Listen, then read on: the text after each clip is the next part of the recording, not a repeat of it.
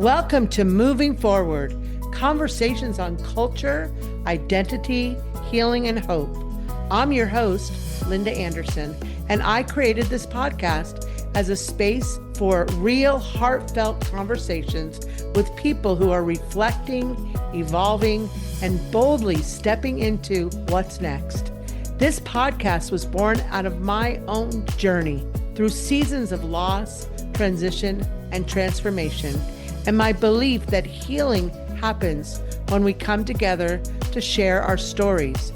My hope is that these conversations will inspire you to pause, reflect, and find courage as you move forward in your own life. Today's conversation is about leadership, service, resilience, and the responsibility of seeing the strengths in every child. My guest, Karen Sakata, former superintendent of the Contra Costa County Office of Education, whose career is in public education, has spanned more than 4 decades.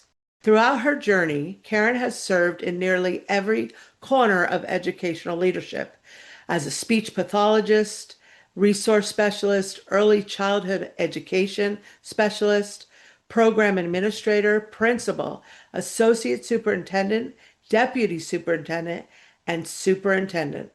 Across each role, one belief has remained constant, and that is that the purpose of public education is to recognize and build upon the strengths of every student, especially those who may struggle or feel unseen. Karen has also been a trailblazer in educational leadership. She was one of the first Asian American administrators in the Mount Diablo Unified School District, the first woman and Asian in Contra Costa County Office of Education, the first Asian County Superintendent in California, and her leadership and service have been recognized throughout California, including receiving the AXA Region 6 Central Office Administrator of the Year Award. Beyond her professional accomplishments, Karen's story is deeply connected to family, identity, and history. As a third-generation Japanese American, or Sansai, she carries the legacy of parents who were incarcerated in relocation camps during World War II. That experience helped shape her understanding of resilience, justice, and belonging. Karen also brings joy and balance into her life through coaching basketball, after playing for UC Berkeley's basketball team, also playing taiko, a traditional Japanese drums that reflect both culture and community. Oh my goodness, Karen, thank you so much for joining on Moving Forward podcast. Thank you, Linda, for having me. So Karen, I want to start out with this. So as I just read in your bio, oh my goodness, you've spent more than 40 years in education across so many different roles and levels of leadership. When you look back, what first drew you toward this work and what kept you committed to it for so many years? I think I fell on it by chance. Mhm. When I went to UC Berkeley, I was a biology major, and because I was always good at math and science, and I was always good at school, and my mom wanted me to be a pharmacist. I didn't want to be that. And then around my junior year, I took this Education 110 class, and it was tutoring reading at the local elementary school. And that's when I decided that I wanted to work with kids. Didn't necessarily plan on being a classroom teacher, but I wanted to meld my love for kids and my love for math and science. So I went to the counseling office and I took all these tests that they give you, and it led me to going into speech pathology. Mm. And that was the perfect place for me because it was working with kids. It was working with child development. It was learning about the brain and neuroanatomy. And so that's where I started. And that's how I entered education. Great. And I appreciate you bringing up learning about the brain because it's so important now more than ever. So thank you for sharing that. You've often spoken about having a special place in your heart for students with challenges. Where did that sense of advocacy and compassion first begin for you? I always, as a kid, was pretty feisty, and and I always stood up for myself. And when I was young, being the only Asian, one of two Asians at my elementary school, got picked on a lot because I was feisty. I mean, someone picked on me, and I answered back verbally. Physically, I couldn't. They beat me up, but it didn't matter. But um, I I kind of have these things for the underdog. When I was a principal, I the kids I liked the most were the kids that got in trouble because when they come to the office and we talk and I was trying to figure out what the why they did what they did. Because I really believe that all kids are good and that there's other things that make them act out. And so kind of that's how it how I had that affinity for kids with who Yeah. are different. So that's definitely one of your guiding beliefs. But in that in public education, that it should focus on identifying and building upon the strengths of every student. So thank you for that. Why do you think that that mindset is so important, especially today? Well, I actually apply that to adults too. I think one of the things that I did as a leader is I could figure out with my teachers what they were good at. I believe that all people are good, and there's a few people who have a lot of environmental things or things that have happened to them that make them act out or make them do things that are not considered good. But I always try to find the good in people because I think if you can find what they're good at and what they're talented and the why of what they're doing, that you can help them do anything. You can help them be successful. You can help them fit in. I was always trying to figure out with kids and and that's part of this. I think being a speech pathologist, you evaluate kids, you figure out why they're doing what they're doing, whether it's because of learning kinds of issues or behavioral kind of social issues. So I really believe that most people in the world are good people. It's just that they get led astray. So, on that note, too, though, as educational leadership became increasingly focused on accountability, systems, and outcomes, many leaders struggled. They struggled to protect the human side of the work. How did you intentionally keep relationships, empathy, and connection at the center of leadership? Well, I think I basically like people. I do. You do. And so I want to know what they're about. And I like learning about people. I like learning about what they like to do, about their families, about who they are. Um, and so I think that's why I have really strong relationships. I have friends that I do things now that I've been friends with since I was 5 years old, 3 years old. That we just and I'm pretty loyal, and I think my teachers always knew that when I work with them. Um, and I really liked everyone I worked with. Mhm. There were a few that gave me a hard time, but I always tried to find what was good in them and what I could like about them. Because I really believe that if you do, they'll do more for you. I mean, it's kind of like a family. The more you do for them, the more they'll do for you. And so the more I always believed like with kids, the more they knew me, the more they'd get embarrassed if they got sent to the office to talk to me about what they did. So I made it a point to try to get to know all of my, 500 kids Mhm. as much as I could. And the ones that I got to know, of course, the most were the ones that got sent to me in the office. But I always believed that when I was working at a school that they need to see me doing everything that they did. That I wasn't willing to ask a teacher to do anything I wasn't willing to do. I was willing to sweep the floor. I was willing to go into kindergarten class and work with a kid who was hitting other kids. I always believe that if you have, it's kind of like in a restaurant. If you have a restaurant, you got to be willing to bust the tables. You got to be willing to, prepare all the things. If someone's not there, you got to be able to step in. So I really felt like when I worked in schools that if something happened, I could go in the classroom and take over. And if I was willing to do that, then they're willing to do stuff for me. And they did. And that's how I led my school. I had a strong leadership team. You know, they helped me run my staff meetings because if they presented something, the staff was more accepting than if I said, guess what we have to do. So we, I, I led with other people with me. I didn't lead alone. Same thing as county superintendent.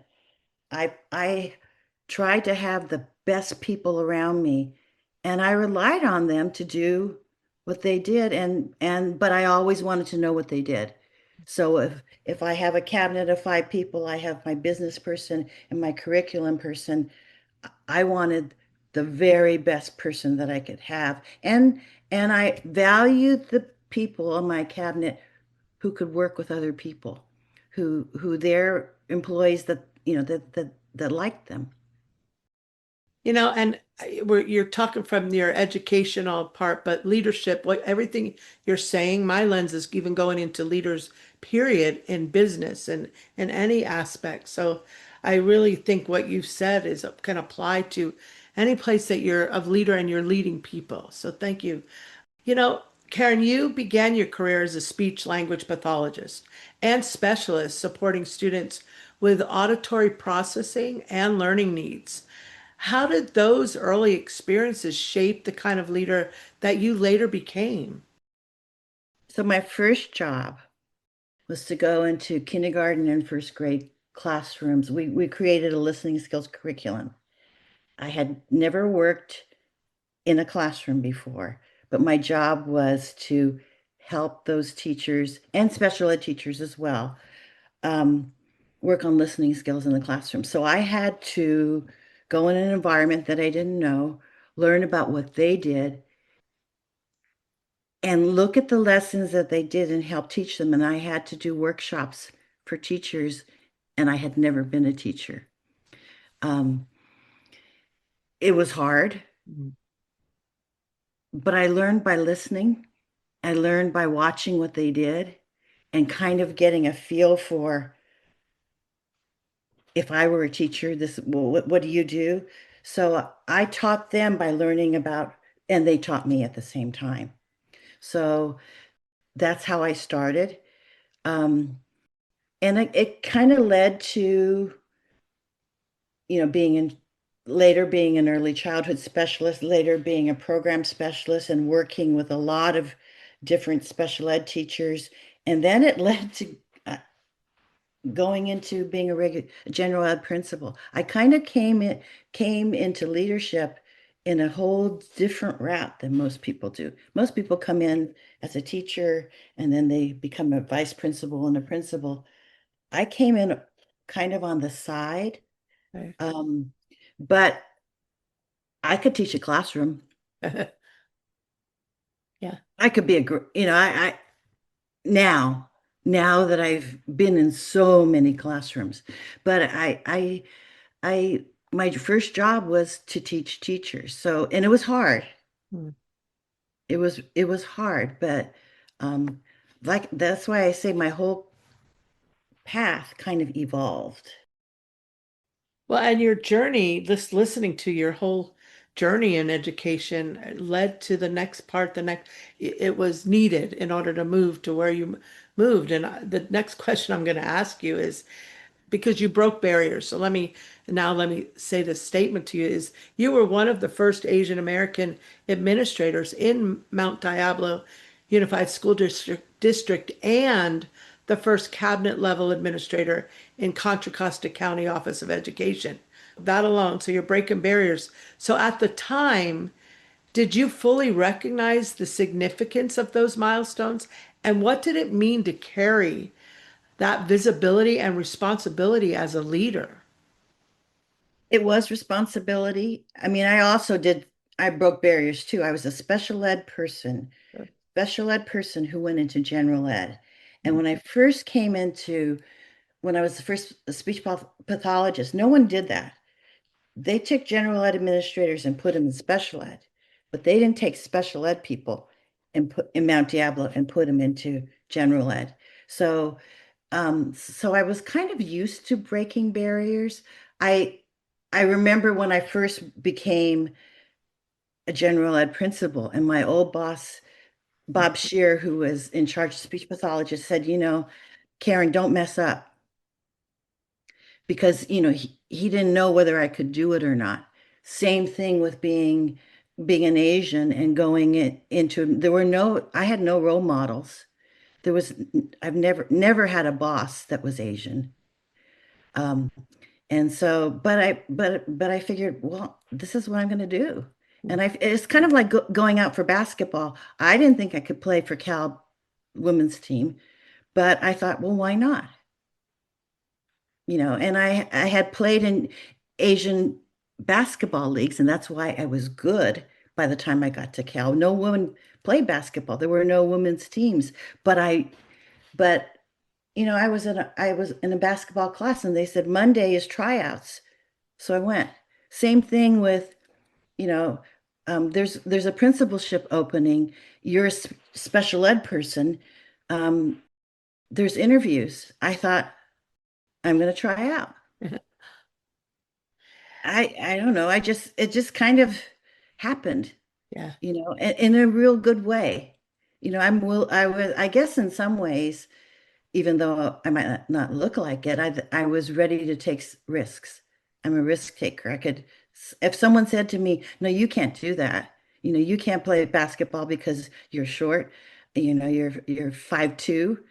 I'd say, "Yeah, I can." And if someone said, "Well, you can't be um, a principal because you're Asian," I said, "Well, yeah, I can." And I remember when I first got my principalship, one of the teachers, she's salty dog. She said to me, and I explained my background. She goes, "You mean you've never done this?" And I said, "Yeah, but I'm going to be good. I know I'm going to be good." I mean, Yeah. yeah, I hadn't done it, but I figured I could figure it out. Right. I figured out how to be a classroom teacher by being a speech pathologist. I could figure out how to be a principal by being in special ed because I've been in schools for a long time and I've watched and experienced what it is to be a school. So I was willing to take the risk. Same thing with county superintendent. Joe Ovick said to me, I'm going to retire. I've been doing this for 16 years and you're going to be the next county superintendent. And I never intended to because you have to run for office, which is scarier than heck. Hmm. And you have to have a campaign and you have to have you know billboards and signs and you have to go out and speak. And I thought, okay, I'm going to do it. And I just got my fellow educators and created this family to help me run for office. So I think a lot of what I did was taking a risk. You're a true inspiration to anyone that's listening and to myself. I mean, I know I just met you a couple months ago, but just a very active listener too. And I appreciate that because you have great listening skills. So, Karen, even today, many women and leaders of color still find themselves navigating spaces where they may feel underrepresented. What advice would you give to a younger leader who are stepping into these roles now for the first time? Be who you are. Uh, Um, I mean, I think there's been enough people who've kind of broken the barriers. I remember Kamala Harris said, I might, when she was running for president, she said, I might be the first person to run, but I won't be the last. Hmm. And I always thought I might be the first person. So I use that, you might be that once people have done that for you, have broken in, it kind of opens the door. I mean, who would ever thought of we were talking about basketball earlier. I played for who would ever thought that the Valkyries would be what they are today? The Golden State women's team. Yeah. Who would have ever thought? I mean, I wish I was born later because, I I want to do that. I want to coach a women's professional team. But who would have ever thought? You don't know what the possibilities are. So, and I think I learned to play the game and to code switch. I can code switch because right now I'm really involved. I'm in being retired. I'm more Japanese than I ever was before, because I'm looking into my roots and my background and my family. This next question, you were talking about your roots and your family. That's what I was going to ask you about next was your identity. Really, you are a Sansei, a third generation Japanese American, and your Mhm. parents were incarcerated in relocation camps during World War II. How did their experience shape your understanding of resilience, identity, and belonging? Well, I really believe the Japanese were incredibly resilient. Um, I think I don't know if I could have done what my parents had done, but um, but I think that's how they got through that experience. But what helped them, so my mom and dad were about mid-20s when, well, yeah, mid-20s when the Japanese were incarcerated, but they were lucky. My dad had a degree in math and economics from Cal Berkeley. My mom had a degree in pharmacy from USC. And because they had their education, they were only interned. My dad was interned for about 5 months, and my mom was in a different camp. They didn't know each other at that time. This is before they were married. She was interned for 6 months. And they, on their own, were allowed to resettle in Chicago, Illinois. So they went by themselves, 25-year-old by themselves to downtown Chicago and were able to work because they both had professions. They both had the training. I think they were really lucky. Um, and so, but, you know, when I was growing up, they never told me they were interned. I went to, I belonged to the Japanese church in San Francisco, Japanese Presbyterian Church. And our reverend did this youth session on the internment camps. And he talked about the camps and he had a whole bunch of high school yearbooks of high school students who graduated high school in the camps. And then everyone in the youth group started looking for their parents in the yearbook, and I couldn't find my parents. Hmm. I didn't know that they had already gotten their degrees and they were already out, working. Um, so I went home and I said to my Mom, were you in the camps? And my mom said, I don't want to talk about it. Hmm. And then I went to my dad, asked him the same thing. Were you interned in the concentration camps, America's concentration camps? And he said, I don't want to talk about it. Hmm. And to the day they died, they never talked about it. Oh. So moving forward, I went to Cal Berkeley right when after there was the Third World Movement, there was Asian studies, African American studies, and in my freshman year at Cal, they started creating these classes, Asian studies classes, and people started, and it was really not a department, it was kind of a makeshift thing that happened out of the movement. And that's when I learned more about the internment camps. And then when I went to a graduate school, school at San Jose State. There was the first pilgrimage to Tule Lake, which is um, one of the 10 camps up in Tule Lake, California. And I went with college students. They had college students from all over Northern California, from San Francisco State, UC Berkeley, San Jose State, UC Davis. And we picked up people all the way along, and we did the first pilgrimage in Tule Lake. And I Mm, learned more and more and more about the internment. And then fast forward, and there was the reparations movement mhm. to have the Japanese get reparations. And because I was kind of involved with a little bit at San Jose State, I went to the hearings. There were 10 hearings held in California. And when I went there, I drove up by myself to San Francisco and I went and sat in the audience all by myself.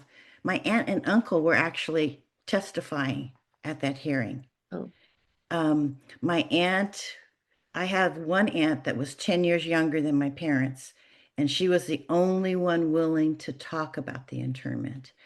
Um, and so I've kind of I've learned about it that way. And then when I became county superintendent, I got more and more involved in equity, and I had an equity initiative. I know it's not kosher. DEI is not so kosher right now. I don't care.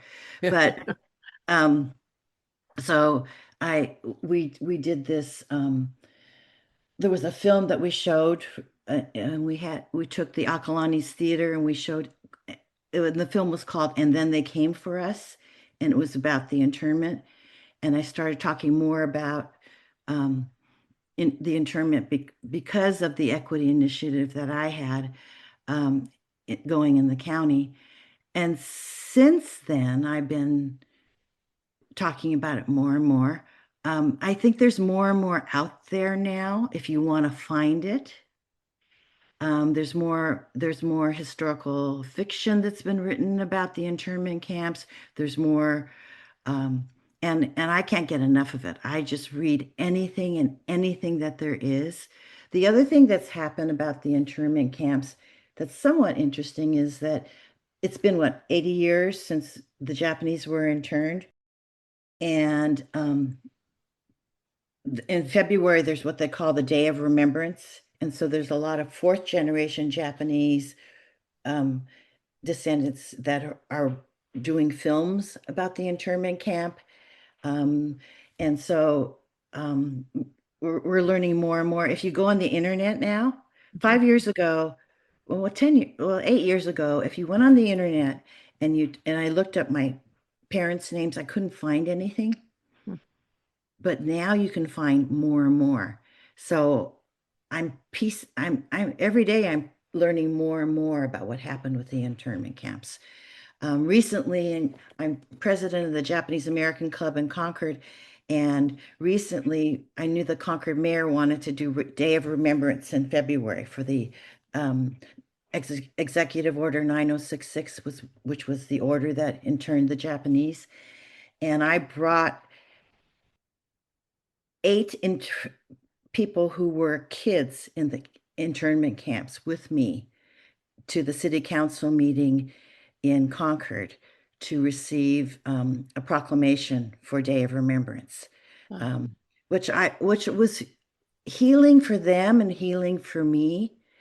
You know, I heard she wanted to do the mayor wanted to do a proclamation, and I thought, wouldn't it be cool if all these people who are in their 80s now could get a little bit of closure for what had happened. So I can't get enough information about the internment. So, and there's more and more now, but there's not a lot enough in the schools. I know you're going to ask me about that. Yeah, I am, because that's actually my next question. So there are still, like you said, many people who know very little, myself included, about the incarceration of the Japanese Americans during World War II. I mean, I know about it and so on, but do you think schools today are doing enough to teach No, no, students about no, this history or even other difficult chapters of our nation's past? no, not Mhm. at all. And I think right now, with the current kind of flavor of our country, there's a lot of movement to erase it and hide it and say it didn't happen, Mm, which is, I was at one presentation and someone said, well, we have to be ready if someone in the audience comes, general public, and says the internment didn't happen. mm, You know, no, there's not enough education. When I was a principal, in one of my teachers, one of my fifth grade teachers, Shara Lubliner, wanted to do a unit on the internment camps. There was one page in the fifth grade U.S. history text that talks about the internment. And so she said, could you get me a speaker? So I got my Auntie Alice, mm. um, who was the only one in my family willing to talk about it. And she was the one who was at the reparations hearing that I accidentally met her at. Um, and so she presented um, to the class, but there was only one teacher who did it. We didn't, I should have done it for all of fifth grade. I didn't. I just responded to one of my teacher's requests. There's just not enough there. And in history, history teachers, this is my take on it. I don't know. I've never been an administrator to high schools, but teachers go through chronologically what happens in history, and they don't get to a lot of the most recent history. You know, Yeah. there's a lot of things that aren't talked about that happened to African Americans in our country, Chinese Americans in our country, um, people of color in our country. And there's a lot of things happening today in our country to people of color that are getting hidden, Yeah. so. So I want to switch a little bit to you're such a leader, and it's amazing the things you did and continue to do. And one of the things that, the service and the to your community and so on, to not just your community, throughout California. So my point is, throughout your career, you've remained deeply involved in organizations such as AXA, which is the Association of California School Administrators, and CSHA, which is the California Speech Language Hearing Association, while also mentoring and supporting other educators along the way. So this is all still going on for you. But my wonder is, why has professional community and mentorship mattered so much to you?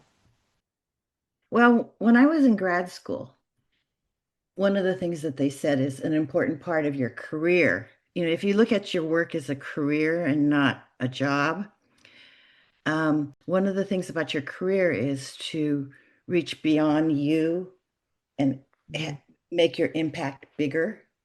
So I think I was always, when I was a speech pathologist, I was real involved with ASHA, American Speech and Hearing Association, and the California Speech and Hearing Association.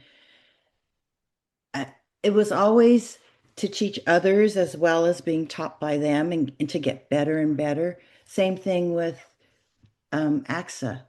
Rose Locke early on, and some other people, other administrators said, this is part of your job.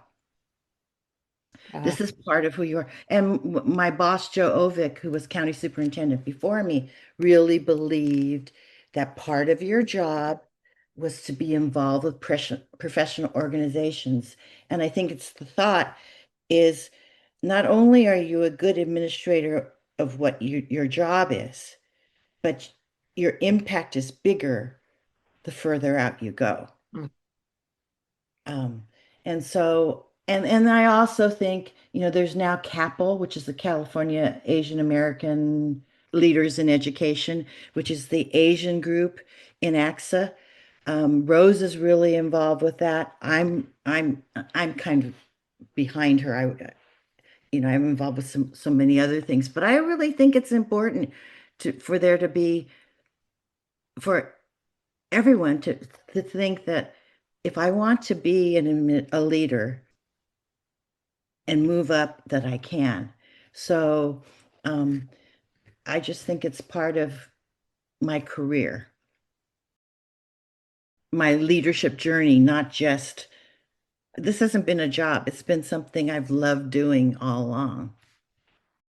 So you're going into the next part that I really want to talk about, which is your personal reflection and moving forward. And you've spent so much of your life and continue again to serve students, educators, communities. But what does this current season of your life look like for you personally? I think it's pretty cool. I really like it because I think, when you're retired, well, when you work, when you have a career, you do everything you need to do to do the job well. And so you kind of have negative stuff and positive stuff, and when you're retired, you get to choose, Mhm, true. So I only choose, and granted, there's problems and things I have to deal with, but I only focus on things that make me happy and bring me joy. So I'm involved with AXA as an ambassador. So I promote becoming a member, especially for superintendents, and having superintendents get their administrators involved. That's where I think I can make an impact. I am involved with I'm president of the Diablo Japanese American Club, and I am so much more Japanese now than I ever was early in my life. You know, I think part of having to fit in and do well. Well, my parents, because they were interned, they were just bound and determined that you're going to prove you're an American and you're going to prove that you're good and Mhm. that you're going to make a contribution and you are an American. I now am so proud that I'm Japanese, that I'm a Japanese American. That's great. Um, and so, and then, like I said before, I can't get enough of learning more about my family and why I am who I am, and that's why learning more about the internment, and now I can't get enough. I just, I um, am always researching. I'm getting involved with organizations who are learning more, and everything that I do makes me happy. I'm into taiko drumming, um, which is cool. I'm also into things. I'm a people person, so I'm into group things. I, you know, I I enjoy team sports. I enjoy taiko because it's not one person playing. I play ukulele now, and I'm in a ukulele group, Kanikapila, which is like a family where we kind of jam and sing. Um, Everything I do has to do with what I like to do. So and I've only picked things. I don't want anything that looks like a job. Mm. I'm one of the co um, directors for the AXA for the Principals Academy for AXA, All right. and that's my only paid gig, and it's a day and a half a month. Um, but that's my only regular thing. I don't want, I want to, because I also want to be able to travel. Mm. Um, in being more Japanese right now, I'm in Japan like twice a year.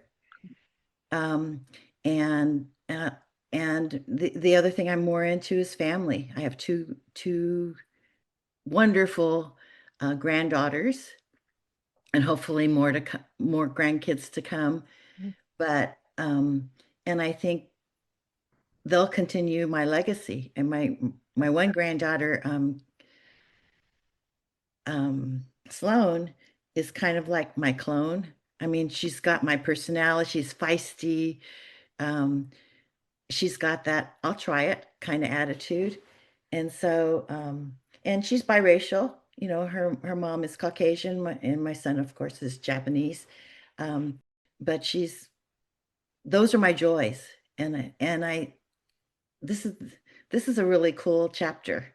It really, really is. And I can carve out whatever I want to do. I do a lot of different kinds of things. I'm involved with Museum of San Ramon Valley because of the internment. They did an exhibit on the internment, and then all of a sudden, when I was about to retire, they asked me to be on their board. So I'm board president for the San Ramon Valley Museum. Um, and they have a connection to education too. That museum has a program for third graders in the old Tassajara schoolhouse. And so I'm always looking for things that have a school kind of connection. I'm involved with committees that do scholarships, the Japanese Scholarship Committee, the California Retired Teachers Association Scholarship Committee for DVC and LMC students who are going on to four-year colleges. So it's cool. You get to pick happy stuff. True. So I have one more question for you. And you talked about legacy. So really, as a closing reflection for you, when you think about the impact of your life and your career, what do you hope former students, educators, and colleagues remember the most about the way you led? That I was one of them. Mm. That and we had a good time, and we had fun. I mean, that's the cool thing about working with kids. You can it's pure joy. You could have fun while you're because I think the more you hook them, the more they love being in school, the better they'll do. I don't necessarily think it's this program or that program or this curriculum that gets them learning. I think it's making relationships and connections and kids seeing themselves and what they're learning and who they are.